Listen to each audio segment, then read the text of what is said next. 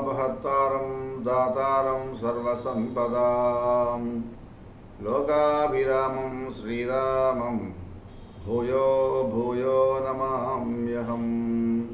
పలికెడిది భాగవతమట పలికించడివాడు రామభద్రుండట, నే పలికిన భవహరమగునట పలికద వేరుండుగా పలుకగనేలా. ధర్మరాజు గారికి నారద మహర్షి ధర్మం గురించి చెప్తూ ఉన్నాడు. యజ్ఞాలలో పశుహింస చేసే పండితులను చూచి వీరు ఎప్పుడైనా తన ప్రాణాలు తీసి చంపుతారు అని చెప్పి ఆ పక్కన ఉండేటటువంటి మిగతా జంతువులన్నీ కూడా భయం భయంగా కృషించిపోతూ ఉంటాయట. నిజానికి వాడి మృత్యు భయం కలుగుతుంది వాళ్ళని చూస్తూ ఉన్నప్పుడు. కాబట్టి ధర్మవేత్త అయినటువంటి వాడు ప్రాప్తమైనటువంటి కందమూలాలతోటి, ఇప్పుడు చామదుంపలు లాంటివి ఉన్నాయనుకోండి, అంటే భూమి కింద ఉండేటటువంటివి, ఆ కందమూలాలతోనే నిత్య నైమిత్తిక క్రియలు చేస్తూ ఉండాలి. ధర్మజ్ఞుడైనటువంటి వాడు తన వృత్తి ధర్మానికి బాధాకరమైంది, పరధర్మ ప్రేరితమైనది, పైగా మాత్రం ధర్మంగా కనబడేది అనుసరించకూడదు. పాషండ ధర్మం, కపట ధర్మం అంటే లోపల ఒకటి బయట ఒకటి, భావన చేయడం ఒకటి, చెప్పడం ఒకటి, ఆచరించడం ఒకటి, ఈ మూడు కూడా అన్ని తప్పులే, అన్ని అధర్మాలుగానే ఉంటుంటాయి కొంతమందికి. అలాంటి పాషణ ధర్మాన్ని కపట ధర్మాన్ని నిర్వర్తించకూడదు. ప్రాకృతికమైనటువంటి ధర్మం, సహజ ధర్మాన్ని పాపాలని హరిస్తుంది అన్నారు. నిర్ధనుడు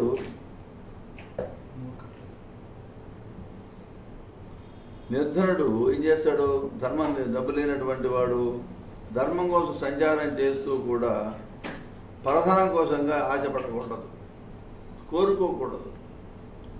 నిర్ధనుడైనటువంటి వాడికి, అంటే ధనం లేనటువంటి వాడికి జీవనోపాధికి అటు ఇటు తిరగకుండా, దీనత్వం పొందకుండా, దిగులు పడకుండా జీవించేటటువంటి, ఇంతకుముందు మనం చదువుకున్నాం, ఆ కొండ చిలువలాగా సంతోషంగా ఆత్మారాముని ఆరాధిస్తూ నిష్కామంగా జీవించాలి. అలాంటి సుగుణశాలి పొందే గొప్ప సుఖం కామ లోభాదులతో పాటు పై దిక్కులకు పరిగెత్తేటటువంటి వాడికి ఎప్పుడు కూడా లభించదు అన్నారు.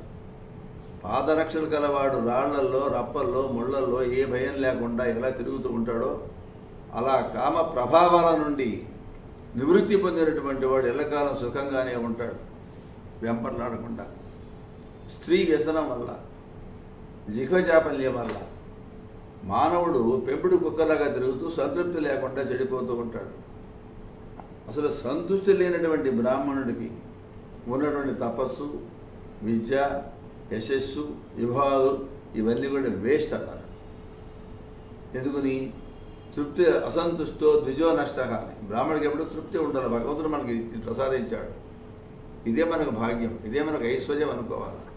అది కావాలి, ఇది కావాలి, ఇంతే ఇచ్చాడే, ఇంకో ఇచ్చి ఉండొచ్చు కదా, వాడికి ఏం తక్కువైంది, ఇలాంటి భావాలతో ఉన్నట్లయితే వాడు నష్టపోతాడు అన్నారు. అట్లాగే ఇంద్రియలోలత్వం వల్ల మహనీయమైనటువంటి జ్ఞానం ఉన్నటువంటి వాడు కూడా నష్టపోతాడు. కామగామి మోక్షగామి గాడు అన్నట్టు వాడు నష్టపోతూ ఉంటాడు. ఇంద్రియ లోలత్వం వల్ల సకల భూలోక భోగాలు అనుభవించిన, గొప్ప దిగ్విజయాలు సాధించిన ఆకలి దప్పిక వల్ల కామాన్ని, హింస వల్ల క్రోధాన్ని అంతమొందిద్దామనుకుంటే సాధ్యపడే విషయం కాదు. సంకల్పమే లేకుండా కామాన్ని, కామవచనంతో క్రోధాన్ని, అర్ధానర్థ దర్శనంతో లోభాన్ని, అద్వైత అనుసంధానంతో భయాన్ని, ఆత్మ అనాత్మ వివేకంతో శోక మోహాలను జయించాలి అని చెప్పారు. సాత్వికమైనటువంటి జనసేవతో కపటాన్ని, మౌనంతో యోగ విఘ్నాన్ని, శరీర వాంఛలు లేకుండా ఉండటం వల్ల హింసను నిర్మూలించాలి. హితం ఆచరించి ప్రాణి సహజమైనటువంటి బాధని, సమాధి బలంతో దైవికమైనటువంటి బాధని, ప్రాణాయామంతో ఈ కామ వ్యధని, మంచి సాత్విక ఆహారంతో నిద్రని, సత్వగుణంతో రజస్తమో గుణాలని పోగొట్టుకోవాలి. ఉపశమనం వల్ల సత్వాన్ని జయించాలి. ఈ రకంగా మానవుడు బుధ విధేయుడై, సుగుణశీలుడై, కృతార్థుడు కావాలి అని హరిమహిమ తనకు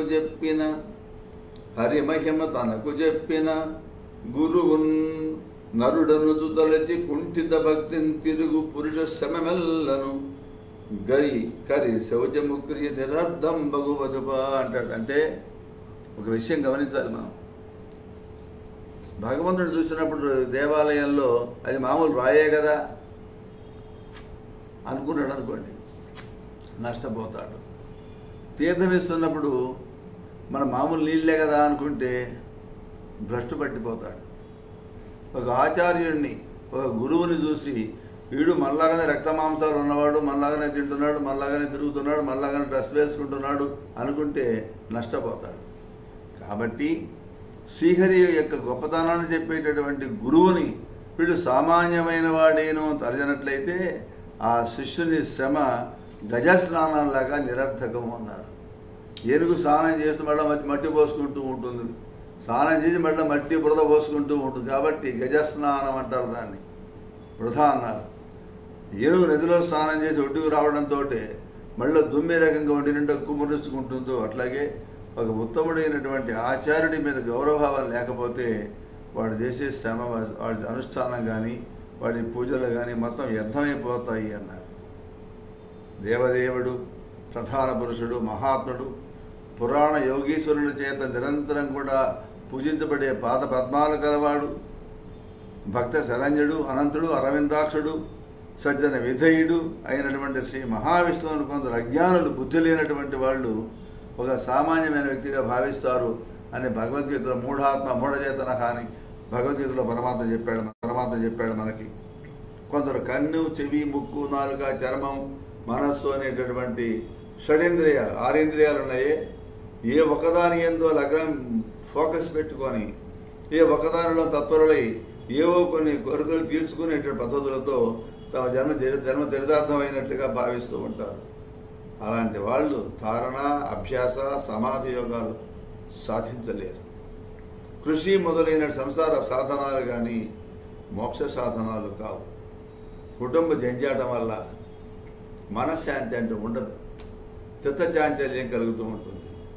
అలాంటి మనసును జయించాలి అంటే వాడు సన్యసించాలి, అంటే అన్యసాంగత్యం విడిచిపెట్టాలి, మితంగా భిక్షాన్నం భుజించాలి, నిరంతరం హరిని భజిస్తూ ఉండాలి, పరిశుభ్రమైన సమమైన ఏకాంత ప్రదేశంలో కూర్చొని సుస్థిరంగా ప్రాణాయామం చేస్తూ ఆ ప్రణవాన్ని ఉచ్చరించాలి. ప్రాణాయామం అంటే తెలిసిందే కదా, రేచక, పూరక, కుంభకాలతో శ్వాస నిశ్వాసాలని బంధించాలి, వాటిని రెగ్యులేట్ చేయాలి. కామోహపహితమైన చిత్తం పరిభ్రమించడం మానేసేసి పూర్తిగా కామ విసర్జనం చేసి ప్రవృత్తి మార్గం నుంచి మళ్ళీ నివృత్తి మార్గానికి వచ్చేదాకా ఆ ముక్కు చివర దృష్టి సారించాలి. ఇవన్నీ కూడా మన భగవద్గీతలో కృష్ణ పరమాత్మ చెప్పాడు. ఇలా కనుక యోగాభ్యాసం చేస్తే వాడి చిత్తం, వాడి మనస్సు కట్టెలు లేని అగ్నిలాగా శాంతి పొందుతుంది అన్నాడు. కామాదులతో బంధింపబడిన మనస్సు ప్రశాంతమైపోయి బ్రహ్మ సుఖానుభవంలో లీనమైపోతుంది అన్నారు. ఇక చిత్తం మళ్ళీ పైకి లేచి పిచ్చుకున్నట్టు చేయదు అని చెప్తున్నారు. బ్రాహ్మణుడు సన్యాసం తీసుకొని ధర్మకామాలను విసర్జించి యతి అయి ధర్మాన్ని సరిగా నిర్వర్తించకుండా మళ్ళా సంసార చక్రంలో మొదటికి వస్తే వాడు మళ్ళా లోభంతో కక్కిన కూడు తిని సంతృష్టి పొంది దుష్టమానవుడిలాగా పరిపరి విధాలుగా పరిహాస పాత్రలవుతారు అన్నారు. ధరణీరేవుడు సన్యసించి యతి ధర్మార్థ కామంబులను పరివర్తించి పునర్విలంబనం తత్ప్రారంభయీనవు నేని లోభరతింగ్రక్కిన కూడు మంచిదనుతను భక్షించి లోభరతింగ్రక్కిన కూడు మంచిదనుతను భక్షించి జీవించు దొన్నరు చందంబున హాస్యజీవనుడగు నానా ప్రకారంబులన్ చెప్తున్నాడు నారద మహర్షి. కాబట్టి మహాత్మా మలంలో పురుగుపడినట్టుగా మానవ దేహం భూమి మీద పడుతుంది. అలాంటి ఆ శరీరం ఆత్మ కానే కాదు, అది విడవదగినటువంటిది అంటారు బ్రహ్మజ్ఞులు. కాబట్టి అజ్ఞులు తెలియనటువంటి వాళ్ళు ఈ దేహమే ఆత్మ అనుకుంటారు. దేహం వేరు, ఆత్మ వేరు. ఆత్మకి పేరుండదు, ఆత్మ చలికి వడకదు, ఎండలో ఎండదు, అగ్నిలో భక్సం కాదు, అది ఆత్మ. పేరు లేని నామరూపాలు లేవు దానికి. కానీ తెలియనటువంటి వాడు అగ్నిని ఏమనుకుంటున్నారు? దేహమే ఆత్మ అనుకొని ఆ దేహాన్ని నమ్ముకొని మాయలో పడిపోతుంటారు. అట్లాగే బ్రహ్మచారి తనకు నిర్దేశించబడ్డ ఆశ్రమ నియమాలు మానేయకూడదు. గృహస్థుడు నిత్య నైమిత్తిక క్రియలు విడవకూడదు. వానప్రస్థుడు జన మధ్యలో ఉండకూడదు. సన్యాసికి స్త్రీల ఆలోచనే రాకూడదు. ఈ రకంగా బ్రహ్మచర్య, గృహస్థ, వానప్రస్థ, ఆశ్రమ విధులు కొన్ని భాగవతం చెప్తూ ఉంది. అవేవో మనం చూద్దాం. జై శ్రీరామ్.